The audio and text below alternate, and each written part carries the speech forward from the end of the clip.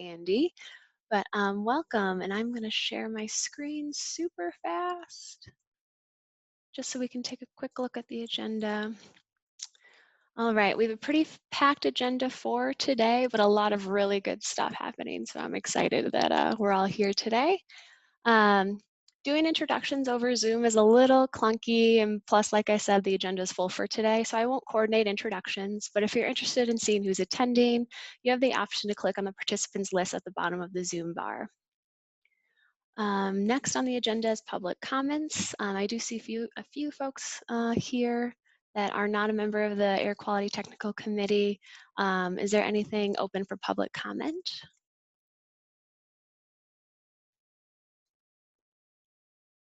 Great. Okay. Hearing none, let's move on to the next agenda. 1 second. So first on the agenda is a presentation by the state of Colorado to present their greenhouse gas emissions roadmap.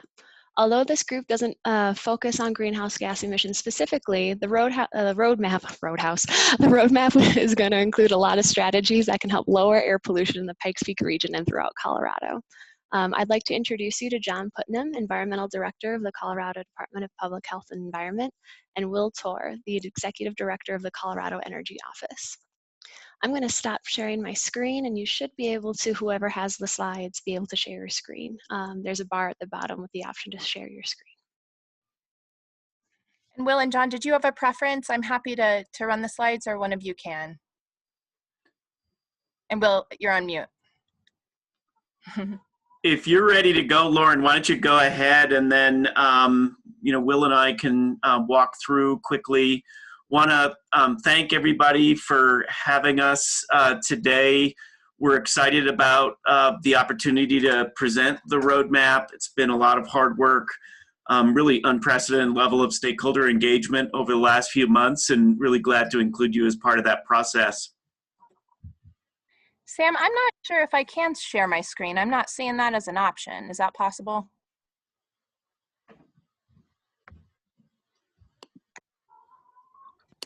On my end, it says that you can. Oh, there we go. Okay, perfect. I'm you just got sharing my screen. Great. So, I'm happy to get started, and John, if you want to, add in as appropriate. I would also note we have Lauren McDonnell, outreach specialist for the Department of Public Health and Environment here, and a Christine Berg, who is a specialist on our work with local governments, is also here and available for questions. But to briefly speak to the roadmap. So the Colorado GHG roadmap really came out of the very active 2019 legislative session, in which the legislature, depending on how you count it, passed something like 14 to 15 major pieces of legislation on climate change, clean energy, renewables, transportation electrification, oil and gas reform, and energy efficiency. And one of the centerpieces of that legislative action was House Bill 1261, the Climate Action Plan to Reduce Pollution, which for the first time set legislatively adopted greenhouse gas pollution reduction goals for the state. There's a goal of reducing emissions 26% below a 2005 baseline by 2025, 50% by 2030, and 90% by 2050. And after the passage of the legislation, the governor really charged his agencies to work together to develop a roadmap for how are we going to achieve these science-based targets that the legislature had adopted. And that process kicked off about a year ago. We hired the company E3, Energy and Environmental Economics, as our technical consultants to help with modeling and analysis, and launched a pretty significant public engagement process that's included more than 40 stakeholder meetings, multiple briefings with public hearings and public comment opportunity at the State Air Quality Commission, 2 public listening sessions that had together about 500 people participating and opportunities for written comment. All this led to the creation of a draft of the roadmap, which we published on September 30th. And there was a public comment period that was open through November 12th for comment on the draft. And we are now in the process of starting to consider those comments, consider potential modifications, and intend to finalize the roadmap and publish it in early January. One thing that I think is important to note is that we haven't been waiting for the roadmap to be adopted to work on reducing climate pollution, and that since that 2019 legislative session, there's been significant progress in a number of areas. One of the big ones is electricity generation. I think everyone here, I'm sure, is very familiar with the groundbreaking decision by Colorado Springs Utilities recently to adopt a new electric resource plan that will do early retirement, first of the Drake plant and then the Nixon plant, replacing largely with renewables, and that will achieve an 80% emissions reduction by 2030. Platte River Power Association took similar action a few weeks ago to actually achieve a 90% emission reduction. And Tri-State Generation and Transmission, our second largest utility in the state, last week did an announcement along with the governor that they will be not only retiring all of their coal generation in Colorado, but will be submitting a plan to the Public Utilities Commission in December to achieve an 80% emission reduction.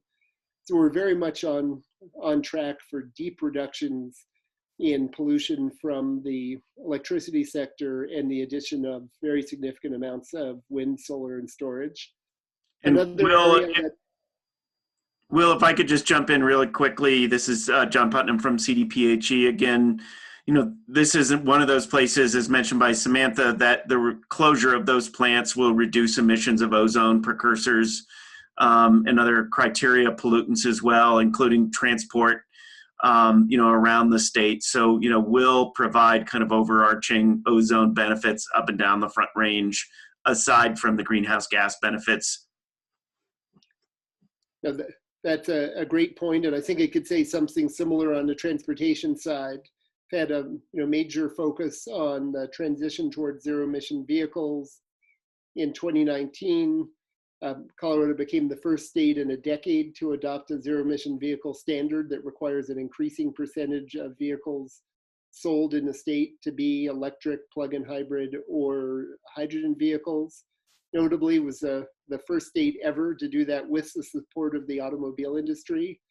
It was actually supported by the major auto manufacturers associations. And this summer, we launched a clean trucking strategy.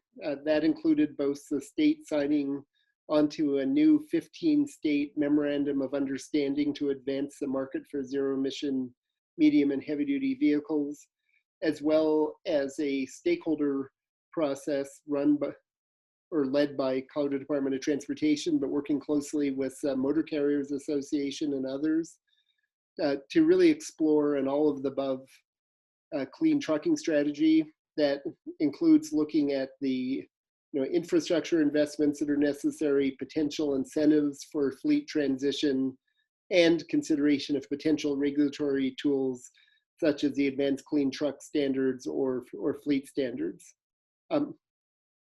Oil and gas, there's been significant action by both the Oil and Gas Commission and the Air Quality Control Commission, following up on the passage of Senate Bill 181. And I would note that we think that there are significant additional opportunities for reductions from the oil and gas sector. Would also note that there's been a lot of work going on to really develop an equity framework for the state's climate action. Lauren has actually been helping to lead that process, and if there are additional questions, I'm sure she would be able to provide greater input on that, but really looking at how we can make sure that we are addressing disproportionately impacted communities as we move forward on climate change. In terms of the modeling results, E3 modeled 3 different scenarios. One was what we call a reference scenario, which is essentially where were we headed prior to the policies that were adopted in 2019. The middle brown curve is the 2019 action scenario that you might think of as the current business as usual trajectory. It's where we think we're headed given all the policies that have been adopted over the last year and a half.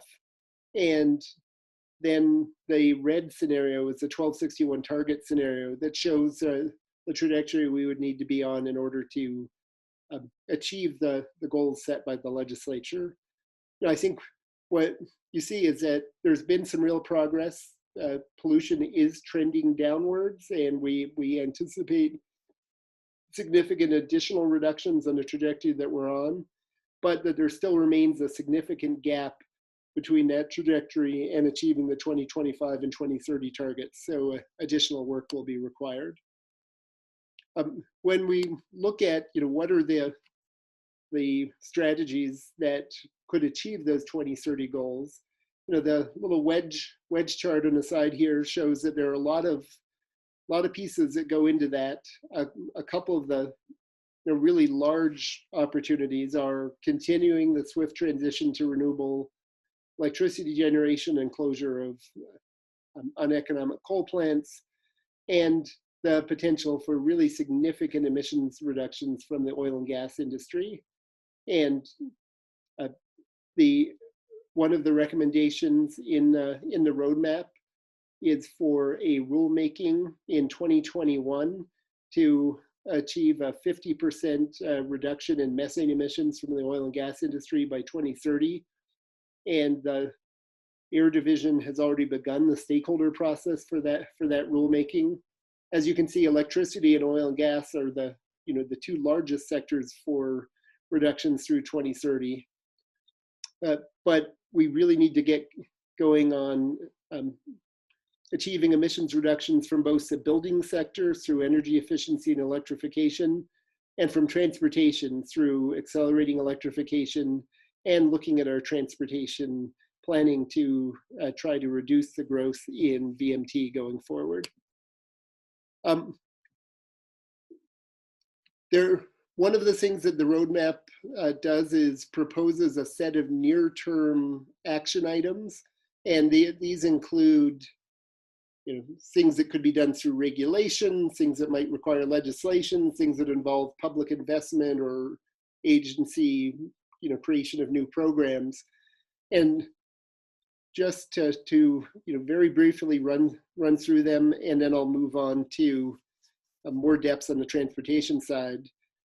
There certainly electricity remains a key focus, and using a variety of mechanisms to ensure that we are going to get that 80% or greater reduction by 2030. Again, what we've seen is that utilities have responded to the direction that the state has set and to the economic imperatives of low-cost wind and solar.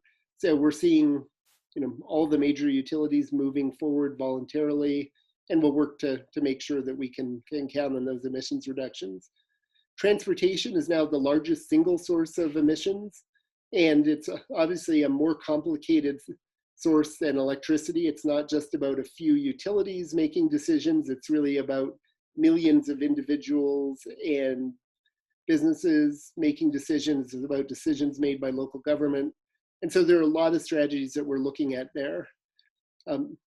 Greenhouse gas pollution standards for transportation plans, looking at trip reduction and transportation demand management requirements for large employers and encouraging telecommuting, moving forward in that clean trucking strategy. We think that there is a significant need for public investment to fund infrastructure and incentives to transition to zero emission vehicles. We think that there needs to be a larger focus from the state level at working with local governments and MPOs on how we can have land use decisions that would support lower growth in VMT and greater access to housing near jobs. there's a recommendation that we look at indirect source standards for some types of new development that would essentially require certain types of development to help mitigate the emissions impact that are associated with them, and certainly a focus on expanding public transit.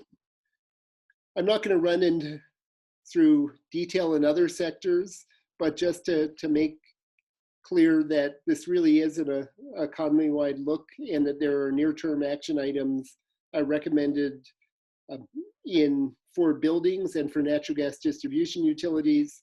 Already talked about the AQTC rulemaking on oil and gas, and action to reduce emissions from the industrial sector. To go into a little more depth on the transportation side, a couple of the significant items. One is this concept of creating greenhouse gas pollution standards for regional and statewide transportation plans. This would be a state program, not a federal program, but for folks in the transportation world are very familiar with the federal conformity process.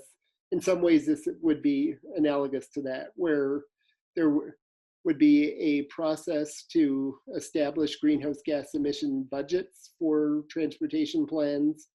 And then when those plans were being developed, there would be modeling protocols to explore the impacts of the different alternative plans on GHG emissions, and an ability to really consider the impacts of those decisions on GHG pollution.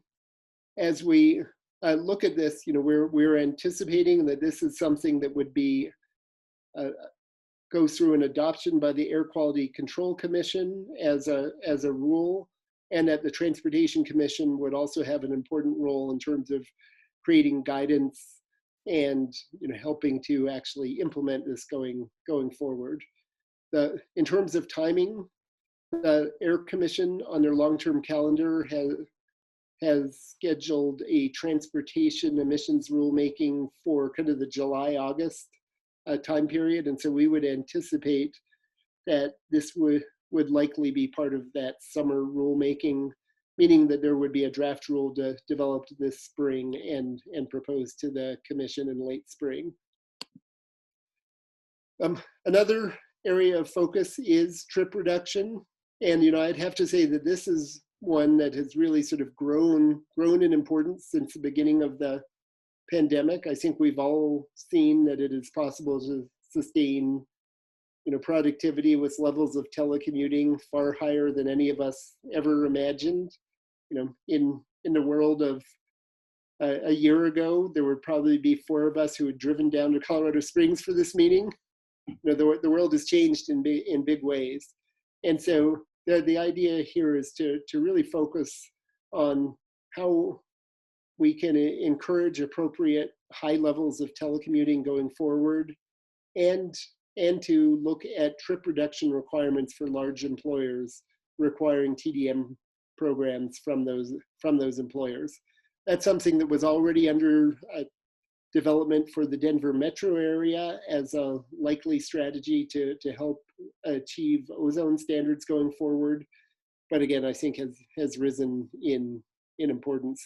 And again, I think this would likely be a component of the transportation rulemaking at the Air Commission this summer.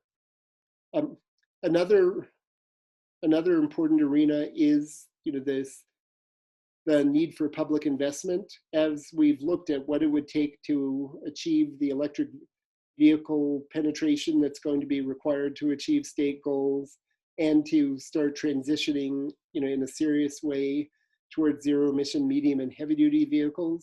It's pretty clear that there's going to need to be public investment as a component of that. Investment in infrastructure and investment in things like fleet incentives, particularly if we want this to happen in an equitable manner that can work for small trucking businesses, that can work for low-income communities. And so there's a recommendation that we either consider a standalone clean transportation measure, or more likely that if any transportation funding package moves forward, that an important element of that be a sustained long-term revenue mechanism to support the necessary investment in clean vehicles and ZEV infrastructure. I already spoke a little bit to the clean trucking strategy, but would note that the clean trucking strategy, I think, is looking both at opportunities for those sectors that are where ZEV technologies are available today to really help to accelerate that transition, but also looking at the potential for supporting things like cleaner, more modern diesels for some as replacements for some of the very old, high polluting diesels that are out there. And with that, I would really throw it open to any additional comments that John would want to make, and then questions or discussion.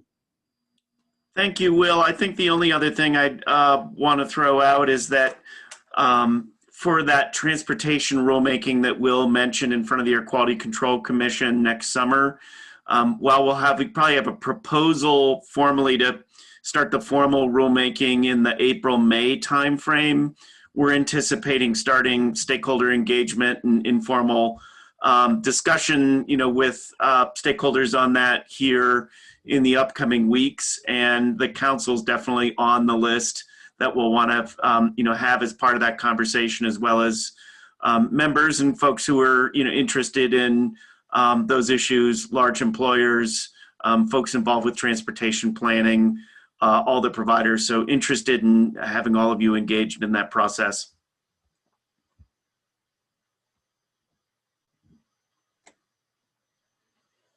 And we are happy to take questions, comments, thoughts.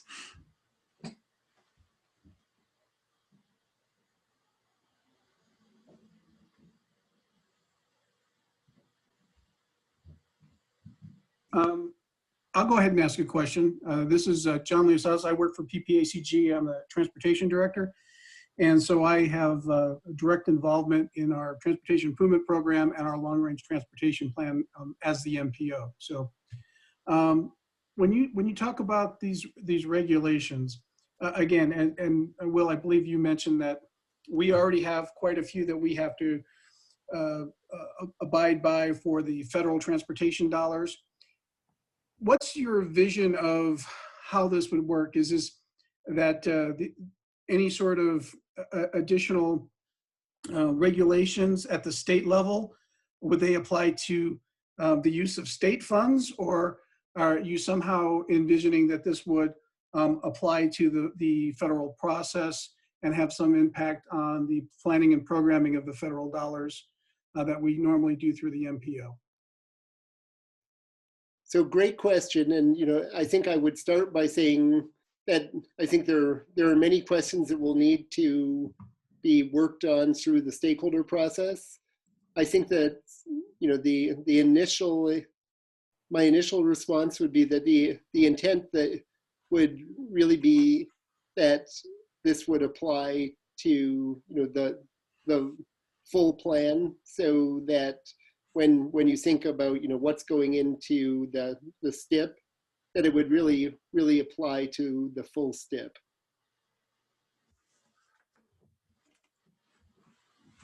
Okay, but again, our TIP is incorporated by reference into the STIP. So so this, I think, would have an effect going forward as you developed your next long-range transportation plan or your next TIP, that there really would be an expectation that you would be looking at the impacts on GHG emissions as part of that development process. Okay. I guess we'll figure it out. It's I think there's some deeper questions of impact and authority that would have to be answered, but I think that's part of the process you're describing early next year. So I think that's exactly right. And, some of the things that we know will need to be part of the stakeholder process and then the formal rulemaking itself. And, I think there is, the questions that we'll need to work through on just how to integrate it into existing planning processes, because I don't think we want to create separate processes and create more work and inefficiency, but then how do we work that into existing proposals, and, really looking forward to that conversation.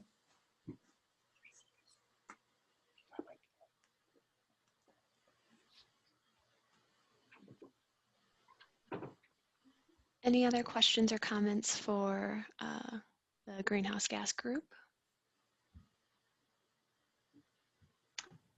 Hi, this is John Hunter with Southern Colorado Clean Cities and American Lung Association.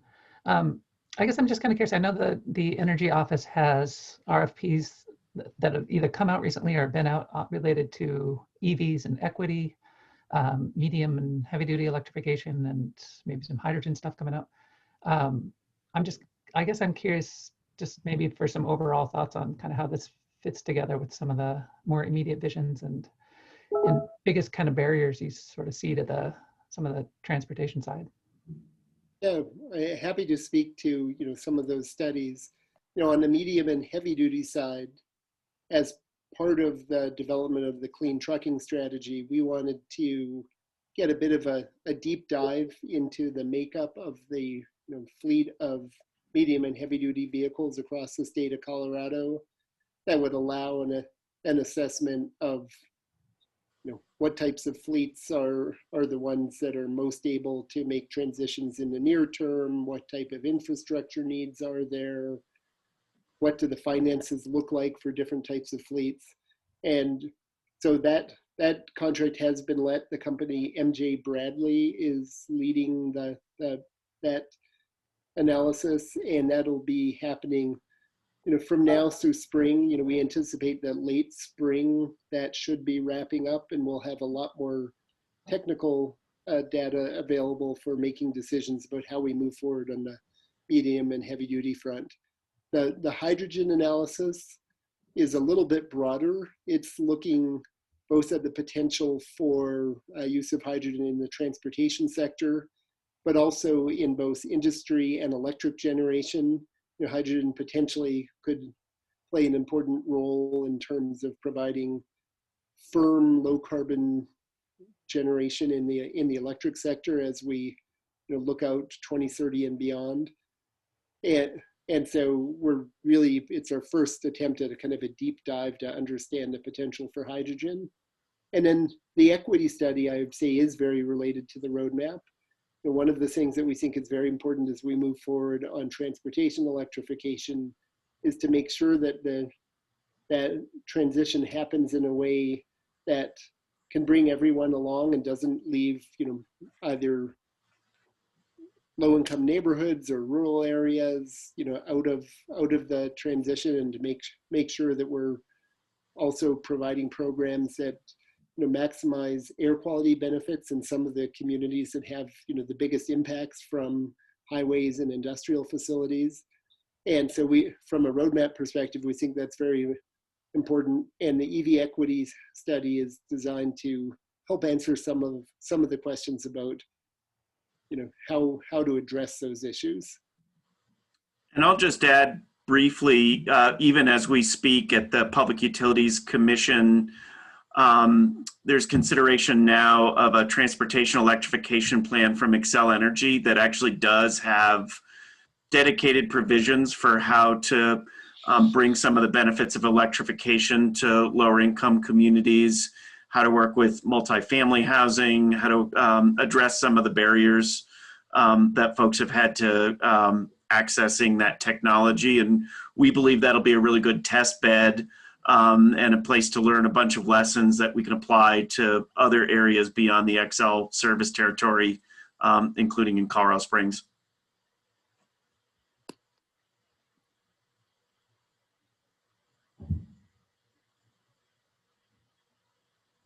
Great. Well, I'm going to need to drop off for a 1:30 meeting, but would say if there are additional questions that people have, I'm happy to chat. And the full roadmap document, as well as all of the substantive public comments that have been submitted on the draft, are available on the Energy Office website. Thank you very much, Will, and the state of Colorado for taking the time to present with us today. It was very interesting, and it's exciting too, because a lot of the strategies we plan on implementing for next year align with the roadmap as well. So Sam, if I could just say something real quick. So Andy Gunning with PPACG. Thank you, Will, before you drop off. And thank you, John. This is really informative. Good to hear what the roadmap looks like and sort of the future direction. And not really a question, just a comment. This is all, it's complicated. I mean, we're involved in the transportation sphere and air quality, obviously, but we put together the long range plan, but a lot of that's driven by decisions that cities, towns, and counties are making on the land use side. I appreciate the fact that you emphasize that as a former planning director. I kind of get that. That's how things all hooked together, but we for better or worse, we got to stay within our own lanes as well. There's only so much that we as a COG and MPO are responsible for. So I would just really urge that you do a really robust stakeholder involvement process. I mean, it sounds like coming up with draft rules that might come out in April and May, that sounds great, but it sounds really, really ambitious too. So I would just really urge that you get a lot of feedback from the COGs, MPOs, local jurisdictions. This is complicated. It's a really big deal. I appreciate the end result of what you're trying to aim for, but we just got to make sure that we can get this right and respect what different decisions that different bodies have to make. Yeah, no, great comment.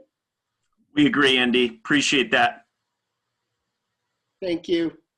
Thanks, everybody. Thanks, Everyone. guys. Okay.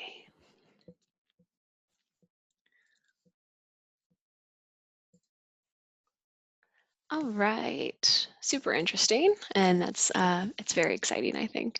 So next on the agenda is the approval of our AQTC at large positions. Back in September, PPACG made a call out to the public for at-large members at the environmental and business sectors. We received 10 applications, which is awesome. The voting members selected their top candidates and interviewed them last month. Also during this process, our board of directors here at PPACG selected Mountain Metro Transit to represent the transit at-large membership. I'd like to quickly introduce our new members. Kimberly, if you could start by just introducing yourself with some background, I think we'd all appreciate it. Sure, absolutely. I'm Kimberly Reeves. I work at UCCS in their sustainability office. I'm currently the interim director. I have been at UCCS for about 6 years, but part of sustainability movement probably since 2008, employed in the field. And so, yeah, I think joining this committee will be really exciting in terms of connecting with resources that you all are working on, and I'll be joining and working with you on those resources, and just our broad stretch of students, faculty, and staff, and our small community of sorts within a community. So yeah, I'm really looking forward to getting to know all of you, and thank you again for this opportunity. Thanks, Kimberly, and Baird, if you could do the same. Yeah, good afternoon, everybody. My name is Barry Jentz. I'm actually with Waste Connections, not Waste Management. If we can change that, that'd be fantastic. Sorry about that, I can do that. It's all right. It's okay. But yeah, I'm with Waste Connections, also with the Colorado Motor Carriers Association. Obviously, we do a lot of over-the-road trucking, not just in my industry, but obviously with the CMCA as well. And my background specifically is in post-collection landfills. So I have a lot to do with air quality, just overall general environmental compliance, and trying to do what we can. Definitely happy to be a part of this committee here because, like John and Will, they were saying, they said stakeholders, and I said, oh, and that's where they had me, stakeholders. I mean, this comes down to a huge conversation, right? And it takes every stakeholder and every person to make our communities better. So happy to be a part of it. If anyone needs anything from me, I'm here. And Jacob, if you're on the line.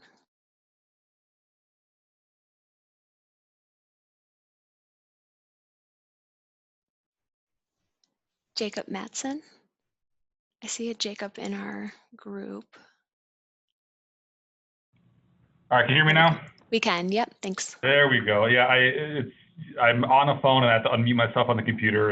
It's always backwards. So yes, my name is Jacob Matson. I am the mobility supervisor with Mountain Metro Transit. As such, I kind of oversee our operations, which would include paratransit, fixed route, and our van pool programs. I've been here for about 4.5 years, and I came in as the ADA paratransit coordinator. Did that for about 3, and then did right around a year of a fixed route, and then I've been the mobility supervisor for the last about 3/4 of a year. So I have a pretty good background in transit, and prior to this, I was a transportation planner in Illinois for about 5 years, and prior to that, I was a bus driver. So kind of vested in this.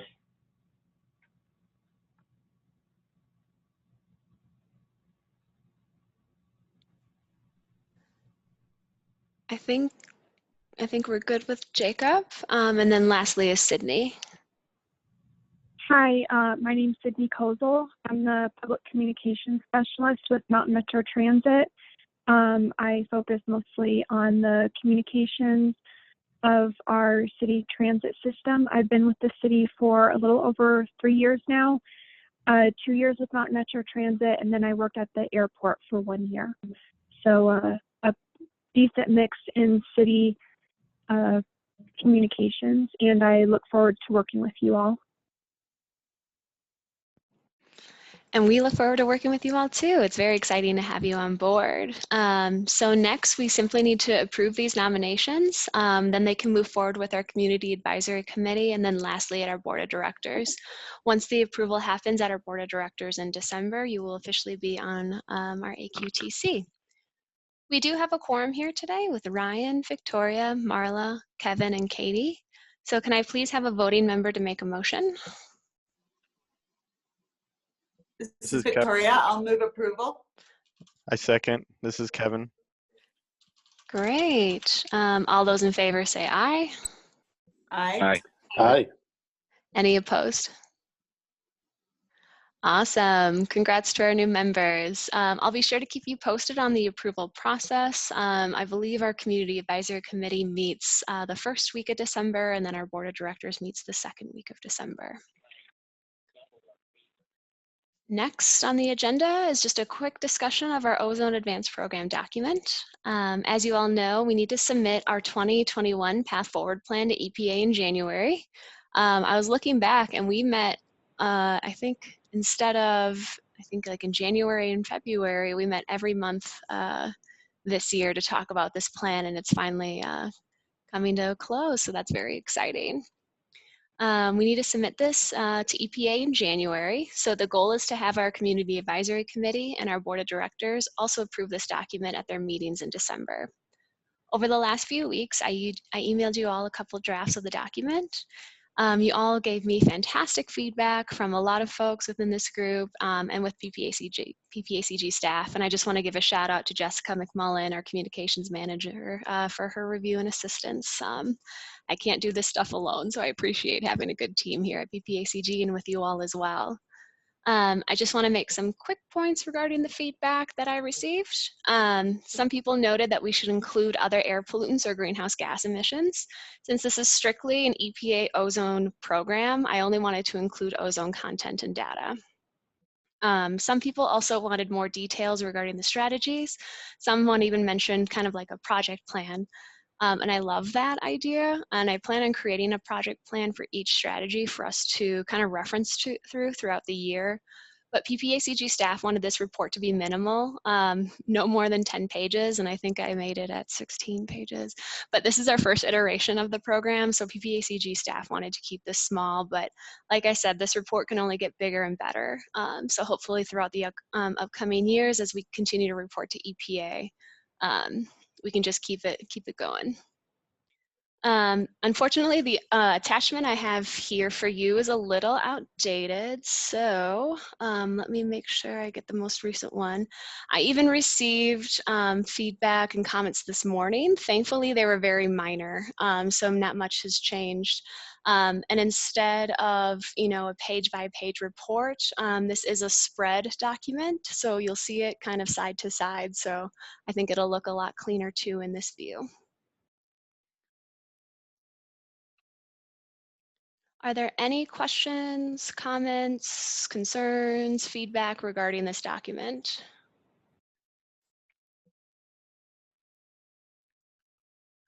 I'll be sure to send this all to you too after this meeting today. Like I said, the comments that I received this morning were just, grammatical changes, nothing major, was edited throughout this document. Cool. Our board of directors saw this. Oh, yeah, absolutely. Hey, this is Rick with the Air Division at CDPHE. I just wanted to say thanks for your work on this and for everyone's work, and thanks for considering our comments. And yeah, we're excited to have an ozone area, an ozone plan advanced program in Colorado now. I think Colorado Springs will be the first one in the state. So kudos on that. And we look forward to working with you on this. Thanks, Rick. It's really exciting. And yes, we're actually talking with a few folks like the city of Aspen, who's also interested in pursuing this program. So yeah, Colorado Springs and the Pikes Peak region is a great role model for this program. So I appreciate you pointing that out. Mm-hmm.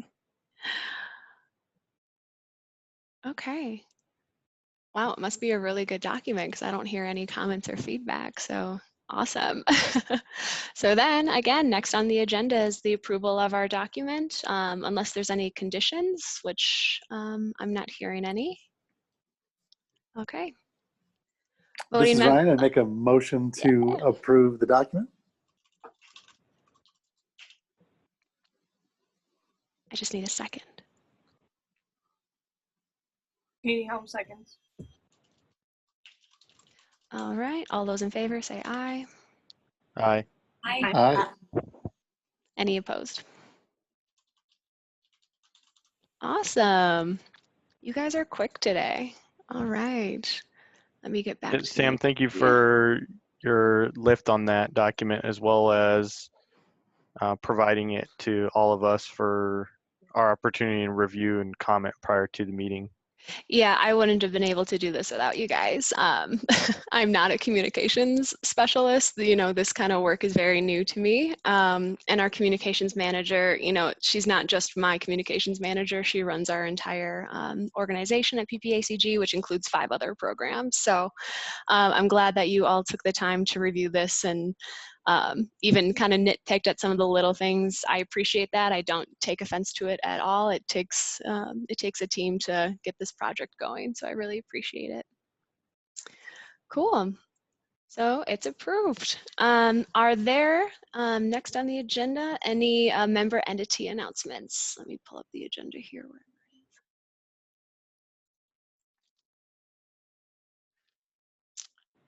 All right. So just to provide a quick PPACG update in regard to COVID-19, because you guys aren't hearing enough of it, I think, just kidding. We're still meeting remotely, and our building is very restricted at this time due to the surge of cases. One of the programs that we do hold is our Area Agency on Aging. So because we do work with folks that need Medicaid and Medicare resources, they are a high-risk population. So we are definitely a little bit tighter than maybe some other businesses here in the region. And we will be working remotely into the foreseeable future, including early 2021. So if you have any tech issues, I think these meetings have been running pretty smoothly. Feel free to let me know and I will accommodate you. One other thing, I'll be out on vacation for the majority of December, so we probably won't be hosting a December AQTC meeting, but I'll be sure to email you all to keep you posted on the approval process.